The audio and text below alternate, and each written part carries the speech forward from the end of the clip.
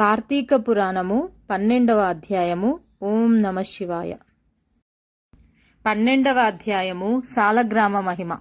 మహారాజా, కార్తీక మాసమున కార్తీక సోమవారమున కార్తీక ద్వాదశీ వ్రతమును గురించి సాలగ్రామపు మహిమలను గురించి వివరించెదను, వినుము. వశిష్ఠ మహాముని ఈ విధంగా తెలియజేసిరి.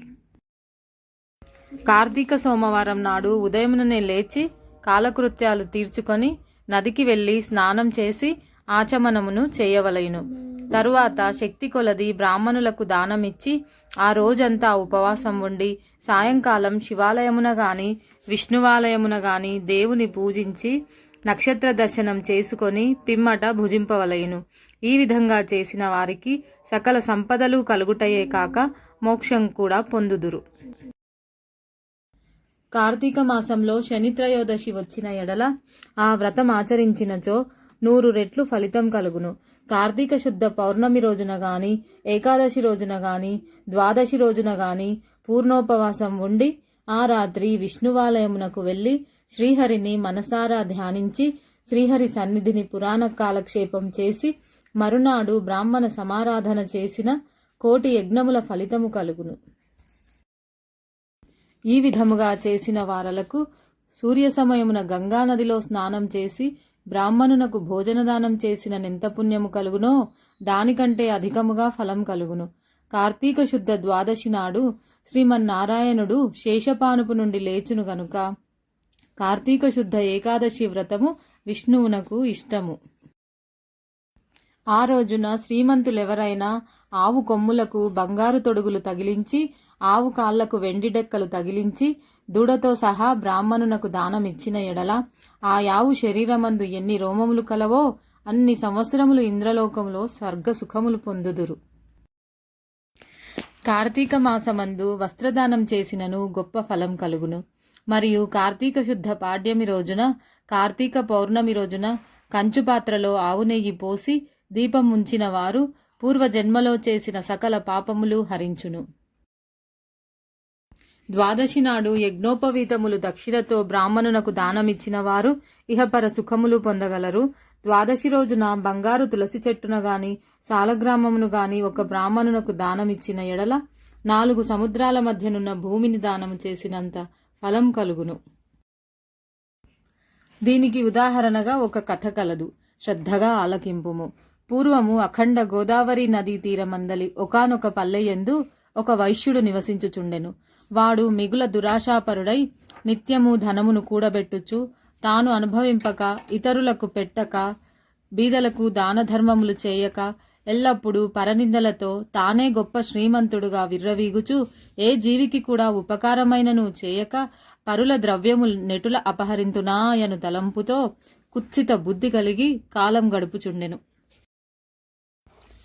అతడు ఒకనాడు తన గ్రామమునకు సమీపమున ఉన్న పల్లెలో నివసించుచున్న ఒక బ్రాహ్మణునకు తన వద్దనున్న ధనము పెద్ద వడ్డీకి అప్పు ఇచ్చెను. మరికొంతకాలమునకు తన సొమ్ము తనకిమ్మని ఆ విప్రుని అడగను.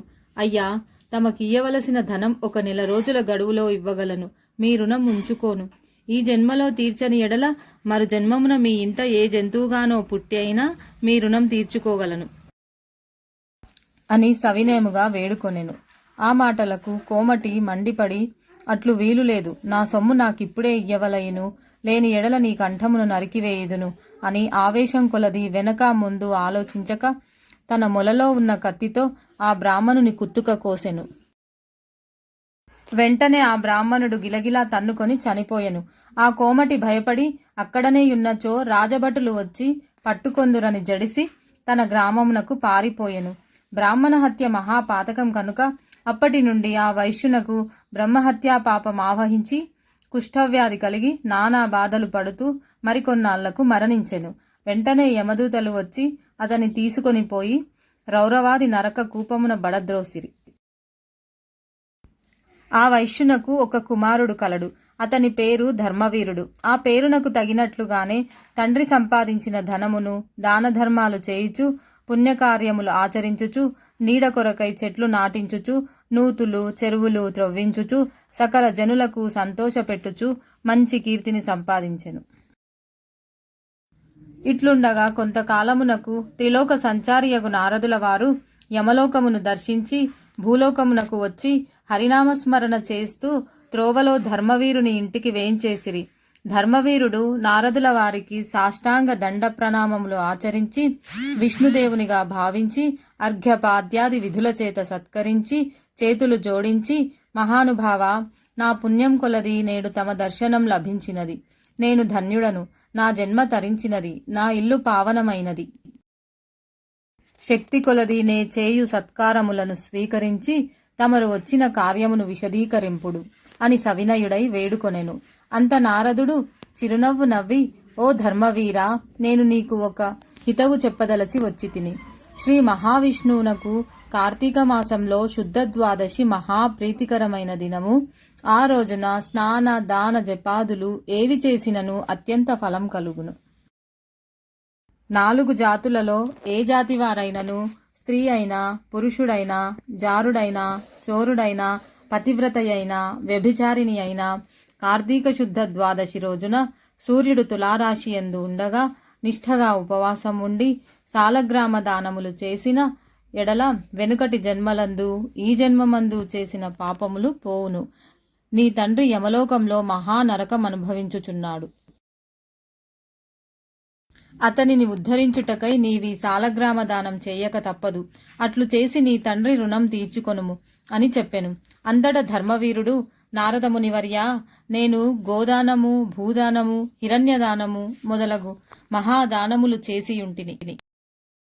అటువంటి దానములు చేయగా నా తండ్రికి మోక్షం కలుగనప్పుడు ఈ సాలగ్రామం అనే రాతిని దానం చేసినంత మాత్రమున ఆయన ఎట్లు ఉద్ధరింపబడునాయని సంశయము కలుగుచున్నది. దీనివల్ల ఆకలిగొన్న వాని ఆకలి తీరునా, దాహంగొన్న వానికి దాహం తీరునా కాక ఎందులకి దానం చేయవలయును. నేను ఈ సాలగ్రామ దానము చేయజాలనని నిష్కర్షగా పలికెను. ధర్మవీరుని అవివేకమునకు విచారించి, వైశ్యుడా, సాలగ్రామమును శిలామాత్రముగా ఆలోచించితివి.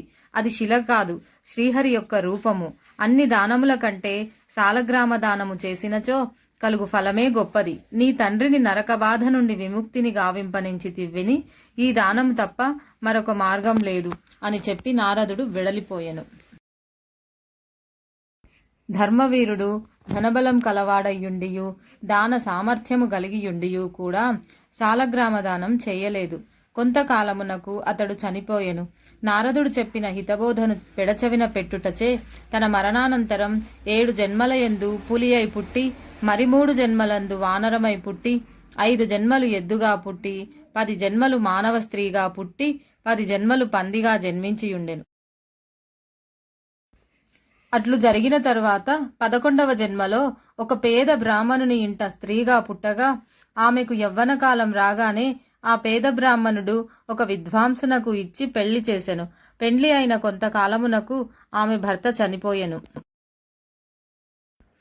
చిన్నతనమందే ఆమెకు ఆ కష్టములు సంభవించినందుకు తల్లిదండ్రులు బంధుమిత్రులు చాలా దుఃఖించిరి. తండ్రి ఆమెకు ఈ విపత్తు ఎందువలన కలిగినాయని దివ్య దృష్టితో గ్రహించి వెంటనే ఆమె చేత సాలగ్రామ దానము చేయించి నాకు బాలవైధవ్యమునకు కారణమైన పాపము నశించుగాక అని చెప్పించి సాలగ్రామ దాన ఫలమును ధారపోయించెను. ఆ రోజు కార్తీక సోమవారం అగుట వలన ఆ ఫలముతో ఆమె భర్త జీవించెను. పిదప ఆ నూతన దంపతులు చిరకాలము సకల సౌఖ్యాలతో జీవించి జన్మాంతరమున స్వర్గామున కేగిరి. మరికొంతకాలమునకు ఆ బ్రాహ్మణ పుత్రిక మరొక బ్రాహ్మణుని ఇంట కుమారుడిగా పుట్టి నిత్యము సాలగ్రామ దానం చేయుచు ముక్తి నొందెను. కావున ఓ జనక, కార్తీక శుద్ధ ద్వాదశి రోజున సాలగ్రామ దానం చేసిన దానఫలం ఇంతింత కాదు, ఎంతో ఘనమైనది. కావున నీవును సాలగ్రామ దానమును చేయుము. కార్తీక పురాణము 12వ అధ్యాయము సమాప్తము.